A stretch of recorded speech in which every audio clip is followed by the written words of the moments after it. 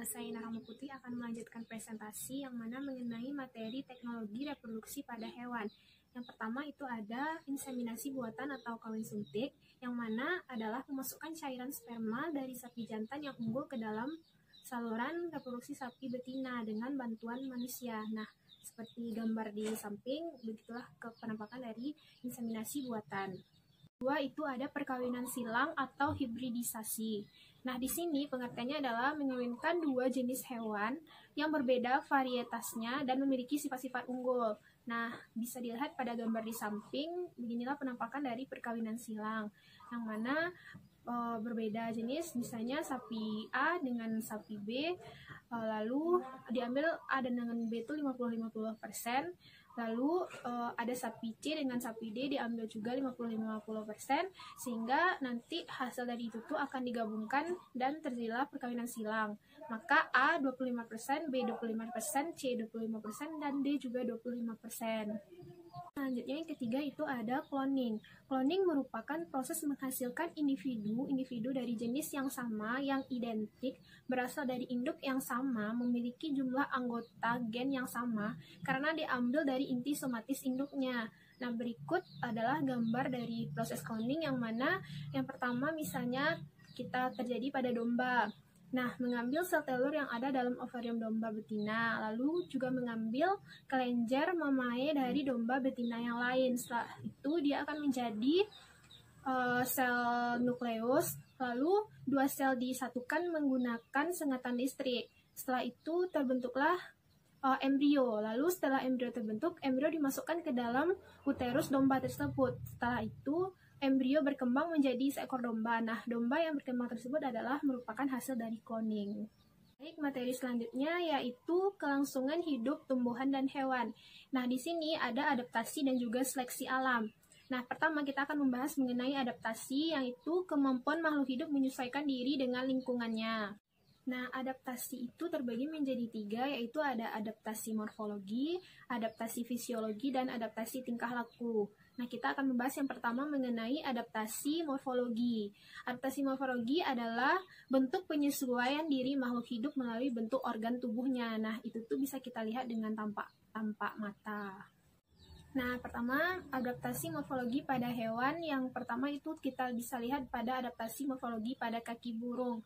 Nah, di sini bisa kita lihat pada gambar, contohnya saja pada elang. Di sini, adaptasi morfologi pada burung tipe kaki pencengkram atau pemangsa mempunyai kaki pendek, kekar, dan biasanya berkuku melengkung, tajam, dan runcing. Contoh hewannya itu elang, raja wali, dan juga burung hantu. Bisa kita lihat di sini pada kaki burung tersebut. Selanjutnya itu adaptasi morfologi pada burung tipe kaki perenang ialah bentuk kaki yang mempunyai selaput di antara sela-sela jari kakinya. Contohnya ialah hewan bebek, angsa, dan itik. Nah, di sini bisa kita lihat di gambar bagaimana bentuk kaki dari angsa bebek tersebut. Dia mempunyai sela-sela jari kakinya. Baik, selanjutnya itu adaptasi pada bentuk mulut serangga. Nah, di sini bisa kita lihat pada gambar. Yang pertama itu seperti gambar pada hewan belalang. Maka mulutnya itu seperti menggigit. Dan yang kedua itu ada lalat, seperti mulutnya itu menjilat. Lanjutnya itu ada kupu-kupu, yaitu dia menghisap. Dan selanjutnya nyamuk, yaitu mulutnya berbentuk untuk menusuk. Baik, selanjutnya itu ada adaptasi morfologi pada paruh burung. Nah, di sini bisa kita lihat pada gambar tiap paruh-paruh burung itu pasti berbeda-beda. Contohnya saja adaptasi morfologi pada burung yang tipe pemakan biji. Ialah bentuk paruh yang pendek dan kuat. Contohnya pada paruh burung gereja, parkit atau emprit, burung pipit, dan perkutut. Selanjutnya itu adaptasi morfologi pada burung tipe pemakan daging. Ialah bentuk paruh yang kuat, tajam, dan melengkung pada bagian ujungnya. Contohnya itu paruh burung elang dan burung gagak. Bisa lihat pada gambar, bentuk paruh-paruh ini memiliki fungsinya masing-masing dan berbeda-beda di tiap hewan. Baik, selanjutnya itu ada adaptasi pada tumbuhan. Nah, di sini bisa kita lihat di gambar ada kaktus. Nah, kaktus memiliki lapisan lilin yang tebal dan batang berduri untuk memperbesar penguapan serta akar yang panjang untuk menyerap air dari daerah yang luas. Dan selanjutnya juga ada enceng gondok. Adaptasi dengan cara daunnya yang tipis dan lebar menjadikan dapat mengapung di air.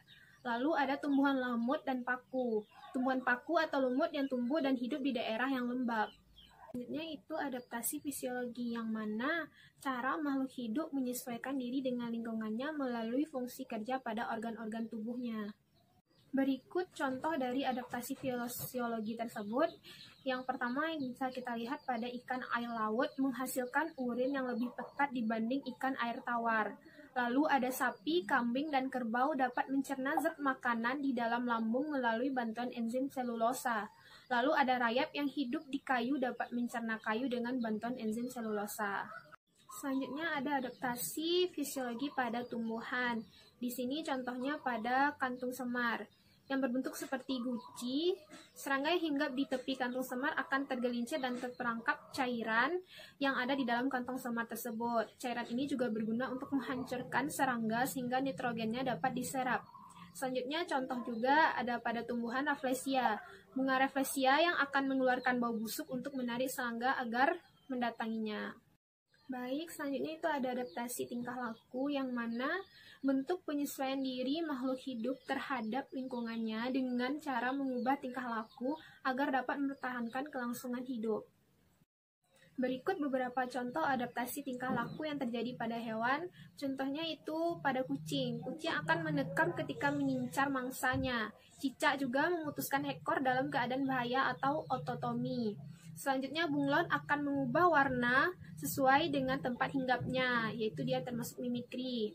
Selanjutnya juga ada paus akan naik ke permukaan air untuk menghirup oksigen. Contoh adaptasi tingkah laku yang terjadi pada tumbuhan seperti tumbuhan pohon jati, yang mana akan menggugurkan daunnya untuk mengurangi penguapan pada saat kemarau. Baik, materi selanjutnya ada seleksi alam, yang mana seleksi alam adalah proses pemilihan yang dilakukan oleh alam terhadap makhluk hidup yang dapat terus bertahan hidup dan makhluk hidup yang tidak dapat bertahan hidup. Contoh dari seleksi alam yang pertama itu seperti kepunahan dinosaurus dari muka bumi. Selanjutnya munculnya kupu-kupu biston bertularia bersayap gelap dan lebih banyak dibanding kupu-kupu bersayap cerah di daerah industri. Lalu yang ketiga adanya variasi paruh burung Fitch di Kepulauan Galapagos. Selanjutnya itu ada terbentuknya spesies baru akibat evolusi. Faktor-faktor seleksi alam yang pertama itu ada suhu lingkungan. Contohnya terjadi pada beruang kutub, bulu yang tebal sehingga tetap hangat. Lalu ada makanan. Nah, dalam proses pencarian makanan ini pada hewan, maka siapa yang kuat maka dia yang akan bertahan hidup.